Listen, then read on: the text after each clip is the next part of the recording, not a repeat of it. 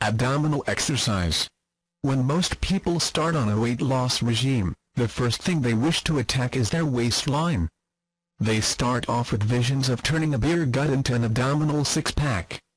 After a few weeks of strenuous exercise, nothing appears to happen, and soon they lose confidence and give up. This article is designed to explain, in layman's terms, why this happens, and why you may be using the wrong exercises, or possibly the right exercises at the wrong time. Either way, you are doing yourself no favors. Never give up, because only losers quit. We've all heard the old saying, the height of stupidity is to repeat the same thing, and expect a different result. If it isn't working, you try a different routine and you keep doing that until you find the routine that does work. That is the way of winners. Why these exercises do not reduce waist? The first thing you must accept is that all abdominal exercises only strengthen abdominal muscles. If those muscles are covered by a layer of fat, when you start they will still be covered by the same layer of fat when you finish. You will have stronger abdominal muscles, but you will not look any different. Therefore your attempt to create figure from fat will have failed. The secret to making these abdominal exercises work is to lose fat first. You lose fat by diet and aerobic exercise, by burning more calories than you take in with food. When you have reduced your waistline to a more natural size, you can then take up abdominal exercises, and start working on the perfect six-pack. In a nutshell, you need to reduce your calorie intake, and burn some calories off by using light exercise.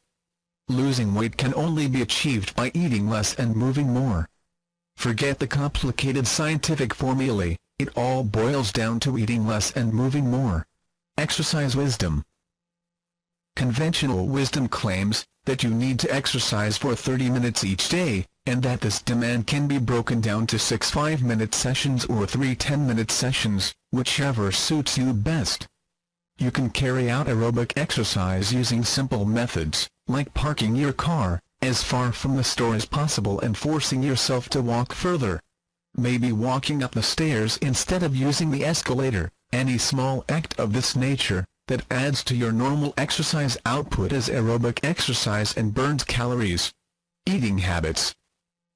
Furthermore, it makes sense to eat 5 or 6 meals each day rather than 2 or 3. Why? Because you will eat smaller meals, and it is better for your metabolism to deal with smaller meals rather than large meals. You can also eat between these meals, providing you restrict it to a piece of fruit or a raw carrot. Dieting doesn't have to be hard, it has to be sensible. Your brain doesn't get the message that your stomach is full for at least 20 minutes after it is full.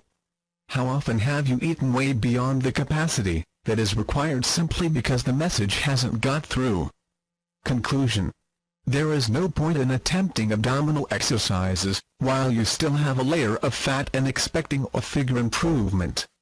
Muscle building and weight loss are separate subjects that should be approached individually.